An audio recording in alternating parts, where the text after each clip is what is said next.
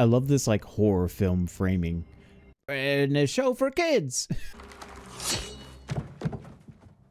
Oh no, you didn't. I don't think you're supposed to do that. Adventure calls with each talent told. Noxiddar. Hey everyone, how's it going? Noxiddar here, and welcome to this reaction of Percy Jackson and the Olympians Season 2, Episode 3, entitled, We Board the Princess Andromeda. I have to get it out of the way. I'm so thrilled that my wishes came true in our last reaction episode. We got to dig deeper into Tyson's backstory. What a cool, nuanced character. One of the things that I touched on in the last episode in the comments is kind of my experience with Tyson. A lot of people come with a lot of different experiences that they've had, such as the books or the graphic novel or the movies. And really my experience is just limited to Percy Jackson and the Olympians. And so while people give me a lot of insight, the way it's written in the book, or maybe if it appears at all in the movie, I haven't seen the movies, I kind of just nod, but I don't have any basis or foundation to understand it at the capacity that they do. So what I like to do in instances like this is, instead of do these comparisons and these value judgments, I like to just step back and evaluate what it is that I've been seeing. And I have been seeing an incredible performance from an actor to bring a character that I really enjoy to life. Tyson has this kind of innocence, but it doesn't always come from just being naive. There's also an element of protection. I mean, we've seen it demonstrated already. Once, saving Percy from the taxi cab, saving Percy from a fire magma ball, saving Percy from an incoming blow on a chariot, saving Percy being dragged behind his own said chariot, stopping a crossbow bolt dipped in celestial bronze from ending Percy's adventure this early on. And every step of the way, there has been that kind of protector spirit, a gentle giant as he puts himself out there. And from what I understand, from what people have told me, is that he's really a little younger in the books in his portrayal. Granted, he's big of stature, and that kind of explains more of the wholesome innocence that goes along with him, because it is like a childlike innocence. And I wonder if some of the reason why that isn't placed as much stress on this time around in this show is maybe because of just the relative appearance of the actor's age and just kind of bringing everything forward. Not only are these actors getting older, but we are getting older as an audience as we take them in, and a younger audience is coming up and enjoying these stories. Grover really was the glue that held the group together. These seemingly misfits, you know, of course Grover grew up being the best friend of Percy Jackson, and you know, they were always and always have been tight-knit, but he really did kind of help keep Annabeth and Percy from just falling apart and falling out.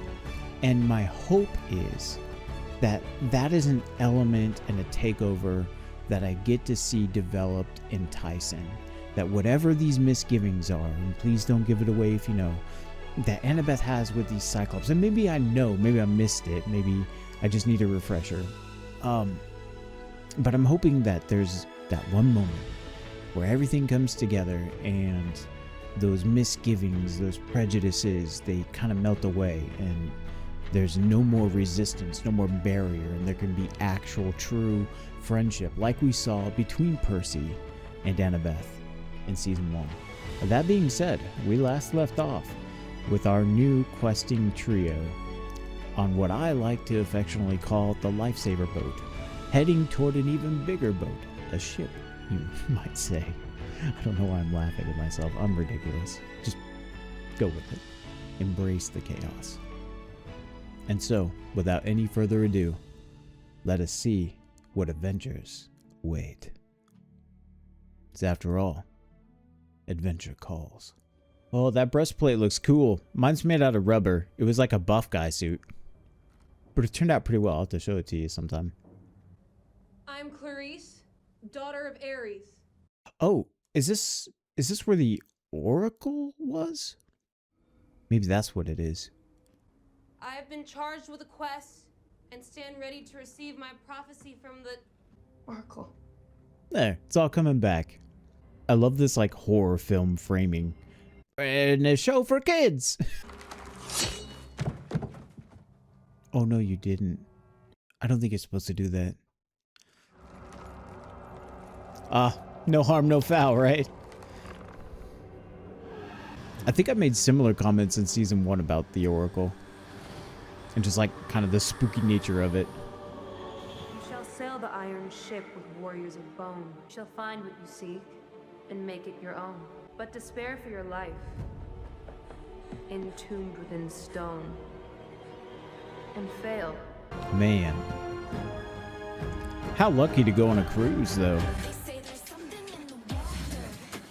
I always thought it'd be cool to go on a cruise. However, then I heard about that like news report where they got stuck and everybody got really sick. I think this was like early days of COVID. And I'm like, nah, no thanks. I'm good. Looks like Hermes thought of everything. Magic vitamins, thermos of winds, no drachmas though. Okay, so this secret Chiron told you I can't know. He has good hearing. I thought of a way we can make this work. I can still hear you. Don't tell me. That's your idea? You stop me with a code word. A code word. Yeah, I was thinking Pineapple. boon. Oh, boon. You say boon, I back off. This is gonna be a problem. It'll work. I hate that I can't tell you. I saw monsters on the ship. Monsters. Plural? We have 2 forbidden children together in a small contained vessel looking for trouble. I can't wait. I am humbled by your presence. Humble's for losers. Get up. Looks like you're too ding-dong short of a quest. Didn't want any dead weight slowing me down. I can help out with that. This is your ride. Ironclad. Raised her from a watery grave and amped her up. You got a 40mm bang-bang on the bow, 12-pounder on the fly bridge, and 15-inch artillery on your 6, locked and loaded with 100% pure celestial bronze ammo. Boom! Who are they? These losers, those are your line officers. Raise them from the grave, too. Anyway, soldier, it's your time to shine. I can't do more for you without breaking the rules, and I'm in the doghouse as it is. You need to reach the finish line first. On my honor, I won't let you down. I love that she's all business, but still vulnerable to the idea that, like, now she's got the Oracle's words, but at the same time, she has... I will personally grind your bones to dust, then sweep that dust into a tiny little baggie. All yours. When I said earlier, embrace the chaos, I must have manifested it because this is chaos incarnate, and I love it. I love Ares' portrayal in this. Hey guys. You hit the buffet, huh? Let me get the door for you. I mean, they're modestly polite. Annabeth? Annabeth Chase? Allison. Sims? Hey! Glory to Athena. Honor to Apollo. Monsters on the ship. 3 laced Dragonians were just behind you. You're lucky to be alive. Where are they? They took a service elevator. We couldn't follow. There could be more. My crew are monster hunters. We'll even the odds. Allison Sims, is that you? Like you had the odds on Grover? What?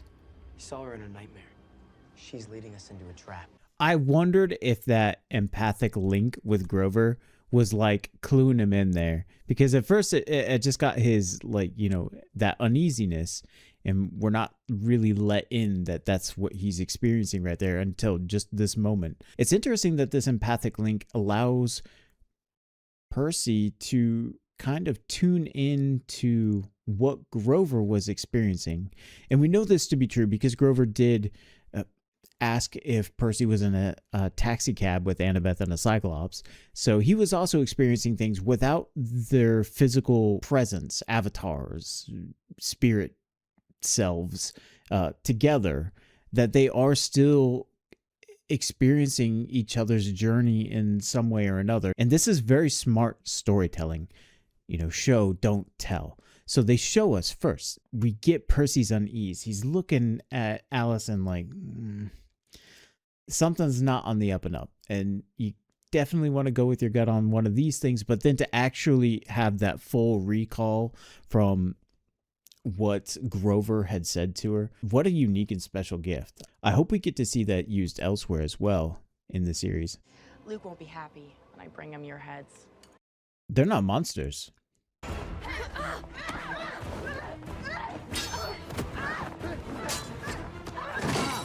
Nobody else is seeing this?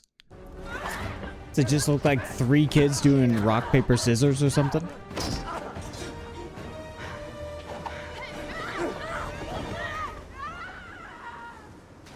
I think those railings could have been a bit higher. Could have avoided that altogether. But I suppose that's lucky.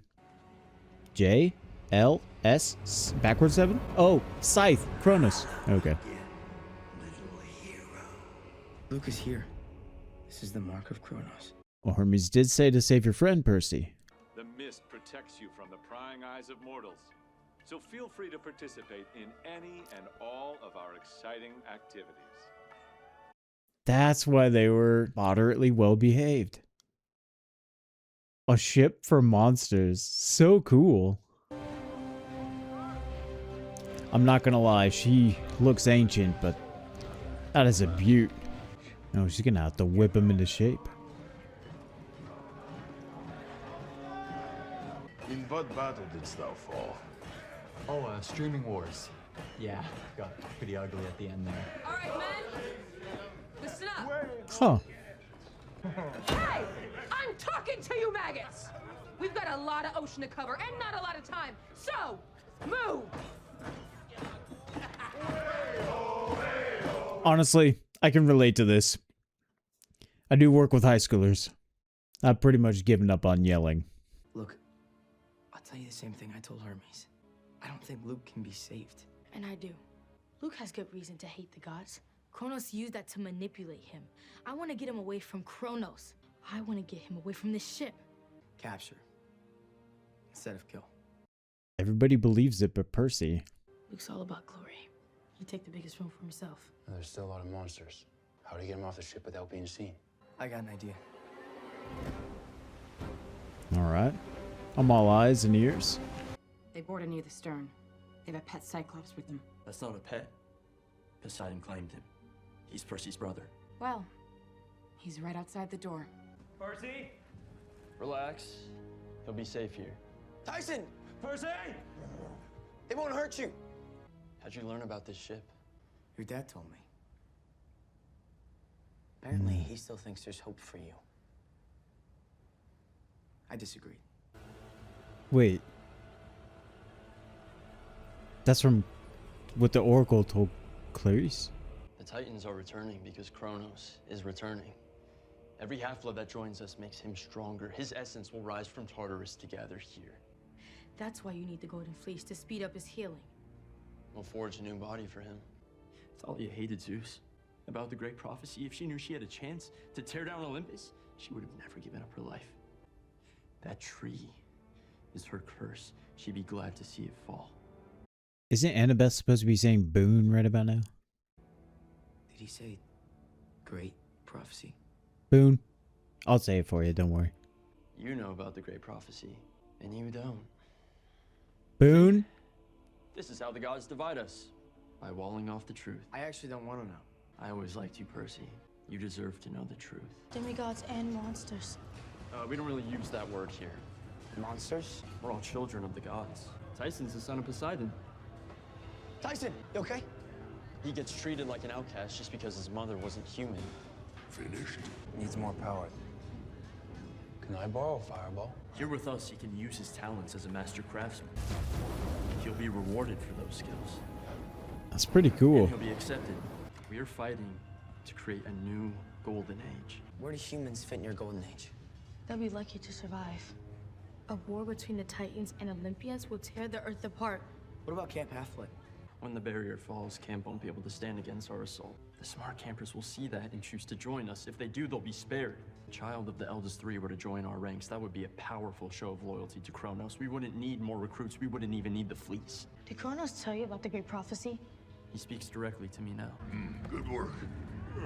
What you call it? A bomb. Let's go. Oh my gosh. And he did that with a smile too. He put that thing together. Oh my gosh.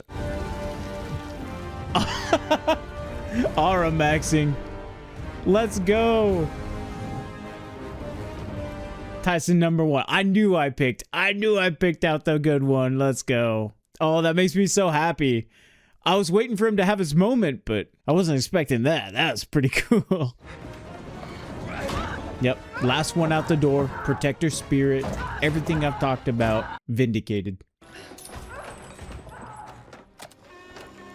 What a brother. What a brother.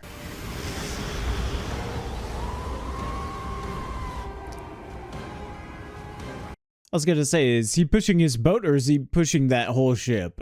Because it's pretty powerful. Oh my gosh. What an exciting episode. And it's got like a lot of exposition going on too. And then there's me rambling on top of all of it. Content. Am I right?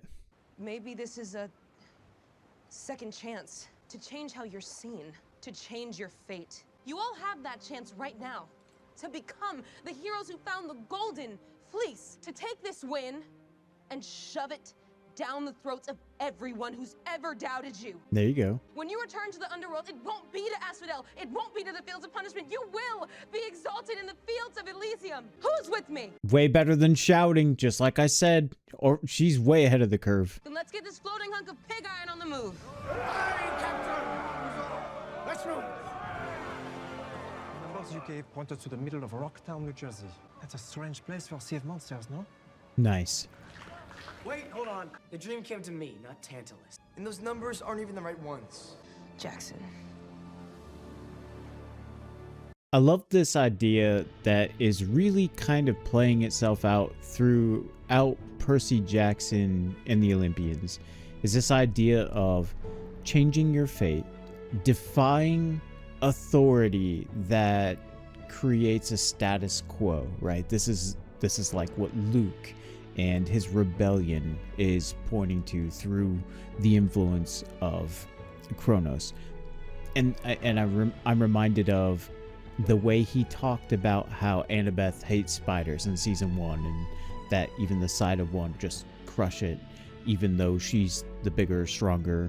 And so there's this kind of MO that the gods follow in the way that they, treat the demigods. And then Percy astutely asks, he says, aren't the gods then also afraid of us? So hearing the word change your fate, and especially starting this season off with the fates and this idea of resistance, of resisting an overwhelming force, be it a force of nature, be it a force of the very acts of gods.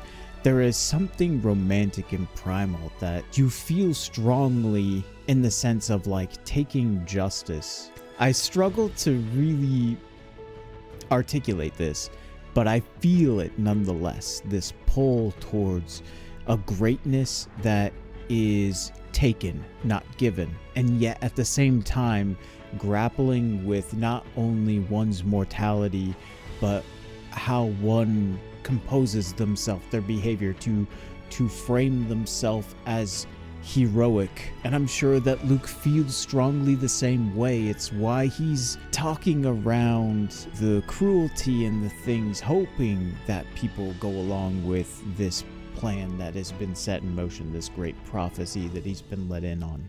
I just can't help but feel excited when there are elements and motifs and themes that just recur throughout storytelling. And it's done in such a way that the onus is on you to identify it and pull it out and connect with it and make it part of your experience through the journey. And I think that so far that is what I have enjoyed most about Percy Jackson. But then of course being able to kind of huddle up after an episode and check in with everybody in the comments and their experiences, and some people pulling, from decades of experience. This is a really good episode for grounding me in how I feel about Percy Jackson the universe as a whole, but also in exciting me for what's coming up and a reminder of where we've been so far. Everything kind of swirling and stirring the pot right now, and it's oh man, it's so exciting. Thanks for getting us out of there. That was quick thinking. Those big guys weren't so bad. Monsters, yeah. They're actually kind of funny. Then why'd you make the bomb? Because you and Annabeth were in trouble. Protect your spirit. And a real hero stands up for others. Hell yeah, Tyson. I'm sorry for pausing. I don't think I paused in the first 2 episodes at all, so this is a real treat for everybody that loves this, and a real not boon for everybody that doesn't.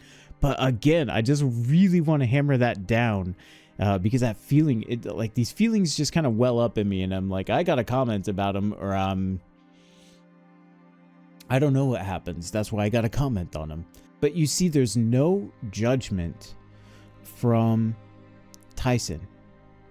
He sees the connection, and he's such a great character and a foil to Percy, in the sense that Percy, even in like episode 1 of season 1, and he says almost with a half smile, because he kills monsters, that his brother is a Cyclops, a monster.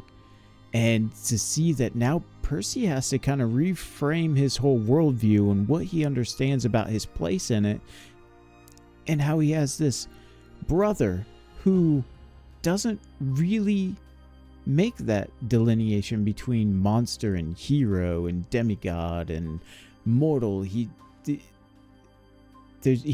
connected to everybody.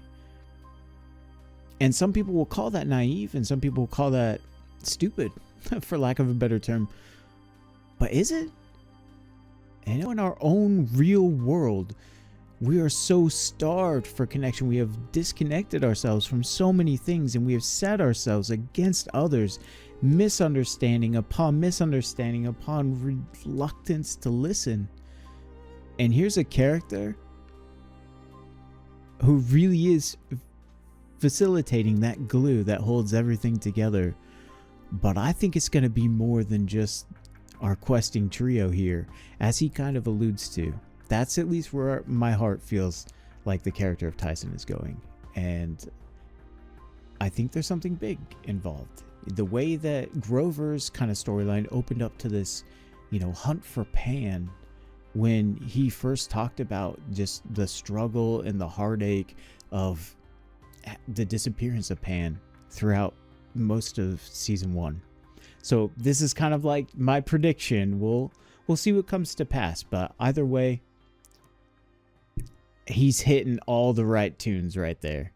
I'm so impressed. I love this character. I think he was right about Thalia. Maybe I didn't really know her. Maybe I just thought I did. Luke is the one who's wrong because he believes Kronos' lies. Percy, I don't know the full prophecy. I thought Chiron told you. He gave me the gist. If Luke's right about anything, it's that you deserve to know the truth about your own fate. The prophecy tells of a child of the eldest 3, who upon reaching 16 years of age, will become a powerful weapon. The hero of the prophecy will decide the fate of Olympus. A single choice that either saves the age of the gods or destroys it. That's why Kronos has his eyes on him. That's why Luke wants him. You were right. I wish I didn't know. What a great episode. And it was great for so many things. And going from episode 1 and just like taking all my baggage with me into it, it really was hard to kind of see through the mists and see things as they really are and as they really should be. Things obscured by my own emotional blockages. And I think that, to me, that's what's so powerful about a character like Tyson, where I feel like I understand, where these other characters have been and kind of like interested to see where their story goes. But then there's just this interruptible force, like having a Cyclops just pop up on the screen, instantly getting that kind of gentle giant vibe that is one of my favorite character types. And I just embrace this character fully. like right out the gate. He doesn't even have to say that much. and it feels like everything I'm seeing makes me happier and happier to be invested in this character and see the development of this character. Like Tyson really is a hero. He's kind of saved me from, I don't know, from a blindness that I put over myself to just make sure that I wasn't going through season 2 and just going through the motions, that there was something that I was going to get out of it, that was going to mean something to me. And so when I say he's my favorite character, I really mean, like, I needed Tyson in the story and I had no idea he was there. And that's the beautiful thing. That's the beautiful thing about life, is sometimes even in your darkest moments, like, light can come from quite literally anywhere. You know, in the deepest depths of the ocean, there are critters that make their own light. And sometimes you need to be that for yourself when your life feels like it's been cast in darkness. And Tyson, he's like a little light. Probably a big light if you're watching, you know, the light from the screen reflect off my skin. So, man, it's fun to reflect on these things, but sometimes you really have to go through some things to get to that good stuff that you can dig into, and you know, that's why it's so important to have the self-awareness, to be introspective, to not just passively turn your brain off and just turn something into a popcorn flick. There are chances to connect to a higher vision of yourself, of what you could be, an aspirational moment that you might let pass by in your real life had you not had the courage to make connections with characters going through similar things or pulling out similar emotions. And that's why I really like to be so analytical. It's why I like to, you know, pause from time to time, because even though the story might be so exciting, it's like I need this for myself. And it's something I've talked about in other series. I really make these videos for me. And so the 20 or so minutes that you've seen cut down that I'm willing to share in those experiences with everybody, that's the after part. That's why I look forward to comments so much. You know, like I tell people, like, I'm Noxiddar, but I'm only Noxiddar for about 20 minutes at a time. There's a very real me with a real name and, you know, real emotions with a real personal history. And I'm sitting down and I'm letting glimpses of that connect through this Noxiddar character as I watch these things, just trying to bring everything together in harmony. And ultimately, that's what I see Tyson doing. And that's what I love about him. And I see myself reflected in that. What an episode. What an adventure so far. And thank you so much for being a part of it with me. I'll see you in the next one. This is Noxiddar. Out. We'll see you. So hit that like button, subscribe if you dare. This is Noxiddar.